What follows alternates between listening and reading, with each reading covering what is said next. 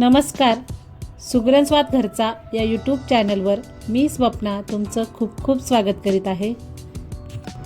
आज आपण बनवणार आहोत अगदी रसरशीत झणझणीत अशी भोगीची भाजी.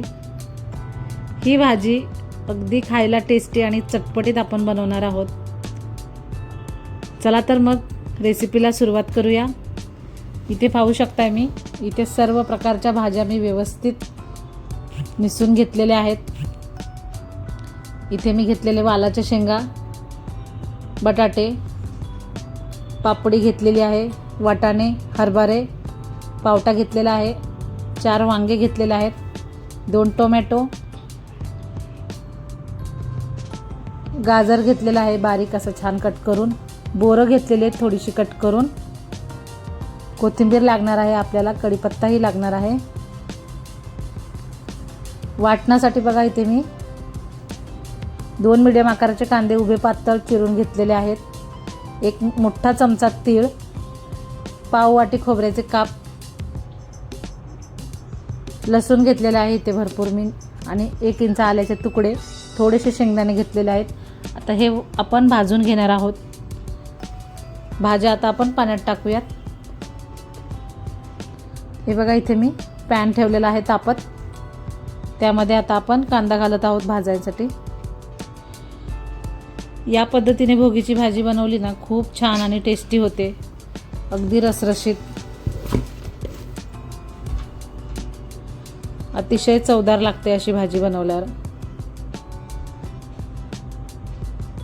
आता कांदा आपल्याला छान मस्त अगदी खरपूस भाजून घ्यायचा आहे.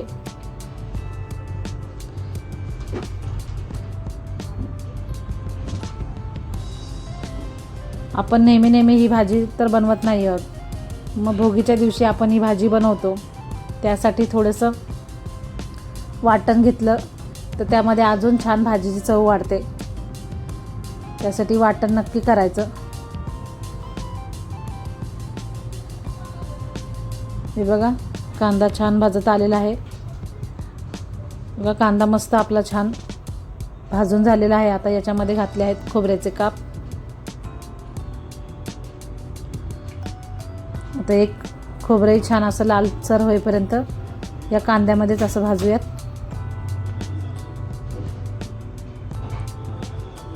हे बघा आता यावरती घालायचं आहे आपल्याला थोडंसं तेल, म्हणजे आपला कांदा आणि खोबरं जे आहे ते व्यवस्थित भाजलं जाईल. हे बघा छान व्यवस्थित कांदा खोबरं भाजून घेऊया तेलावरती पहिल्यांदा.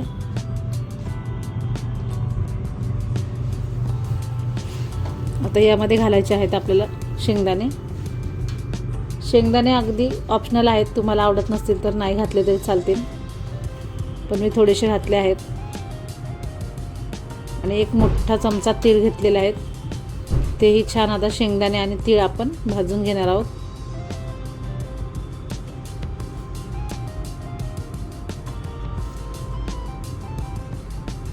छान लाल होईपर्यंत आपल्याला भाजायचे आहेत. आता हे पुन्हा असं मिक्स करून व्यवस्थित भाजून घेऊया.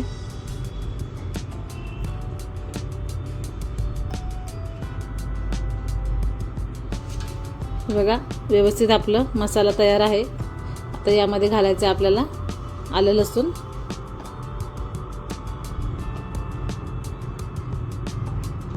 आता आलं लसूण हे थोड्या वेळ असं छान परतून घ्यायचं. आणि हा मसाला आपण पूर्ण थंड करून नंतरच मिक्सरच्या भांड्यातून वाटून घेणार आहोत.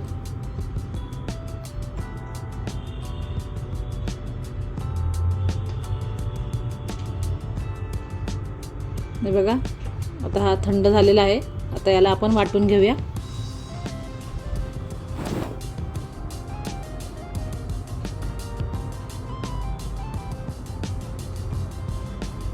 मसाला आपण वाटून घेतलेला आहे. आता इथे एक मोठी कढई ठेवलेली आहे मी भाजीसाठी. भाज्या भरपूर असतात म्हणून मोठीच कढई घ्यायची. यामध्ये घातले आहेत 3 मोठे चमचे तेल.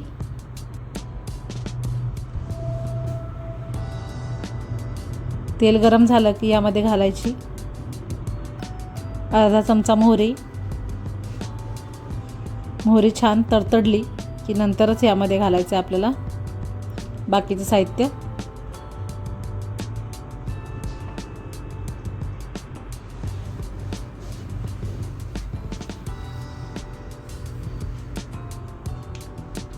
हे बघा इथे घालायचा आता कढीपत्ता छान तडतडला की आता हे जे वाटण आहे हे बघा व्यवस्थित मी बारीक वाटून घेतलेलं आहे ते याच्यामध्ये टाकूयात.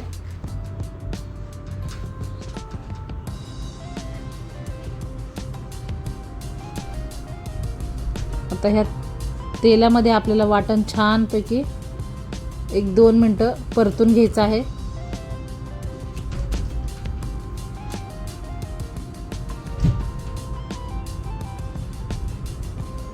वाटण जे आहे ना कधीही व्यवस्थित तेल सुटेपर्यंत परतून घ्यायचं म्हणजे भाजीला चव खूप छान येते आणि तेल सुटल्यामुळे तरी खूप छान येते.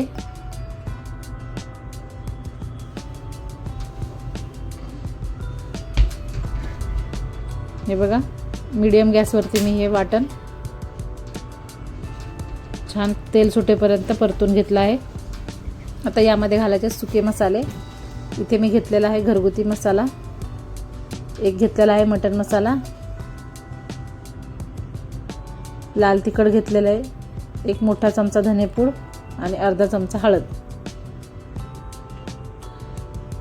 आता हे सर्व मसाले छान आपण या मसाल्यांमध्ये असे व्यवस्थित एकजीव करून परतून घ्यायचे आहेत.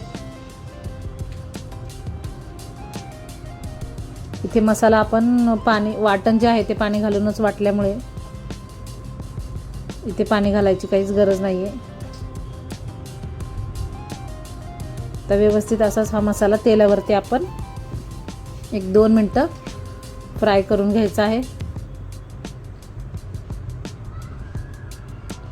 हे बघा पाहू शकताय कसा मस्त रंग आलेला आहे मसाल्यांना, छान तेल सुटायला लागलेलं आहे. तर इथेच घातला आहे टोमॅटो.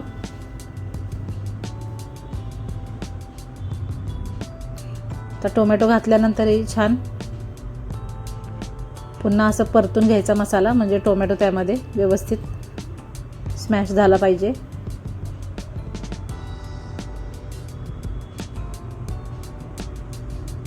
हे बघा आता इथे सर्व आपला मसाला तयार आहे.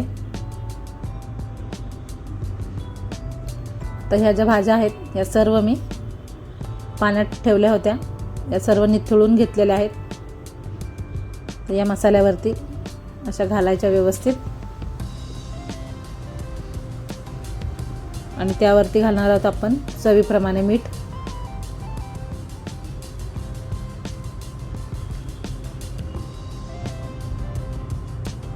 आणि आता व्यवस्थित आपल्याला ह्या भाज्या तेलावरती अशा फ्राय करून घ्यायच्या आहेत. इथे अजिबात पाणी घालायचं नाही आहे. मसाल्यामध्ये ह्या भाज्या पूर्णपणे अशा व्यवस्थित मिक्स करून घ्यायच्या.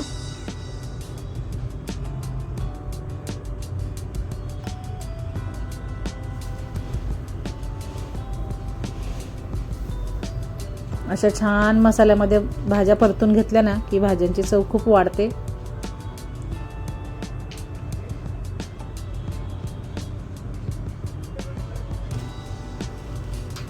हे बघा आता याच पद्धतीने 2 मिनटं छान मी भाज्या अशाच तेलावरती परतून घेणार आहे.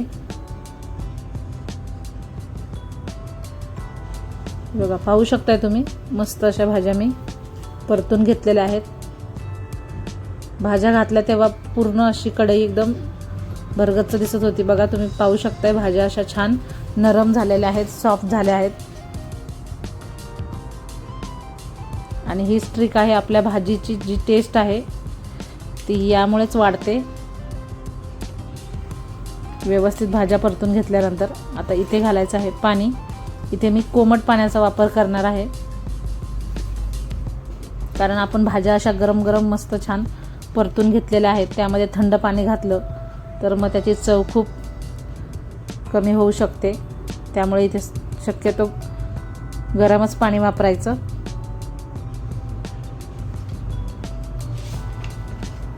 तुम्हाला जेवढा रस्सा हवा असेल त्या पद्धतीने तुम्ही इथे पाणी घाला. पण मी थोडीशी ही भाजी पातळच ठेवणार आहे, कारण भरपूर भाज्या आहेत. थोडीशी रसरशीत भाजी असेल तर खायला खूप चव लागते रश्श्याची.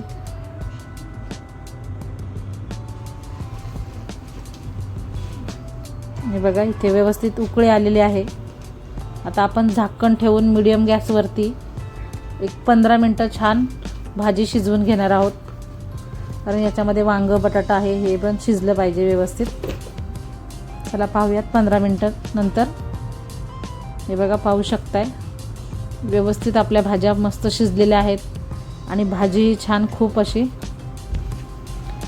मस्त आटलेली नाही आहे, काही नाही, व्यवस्थित शिजलेली आहे.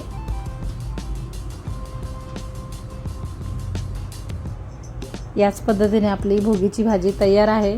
गरमागरम बाजरीच्या भाकरी तीळ लावून मस्त करायच्या आणि गरमागरम भाजी सर्व करा. नक्की करून पहा. रेसिपी आवडल्यास चॅनलला लाईक करा, कमेंट करा आणि सबस्क्राईब करायला विसरू नका. धन्यवाद.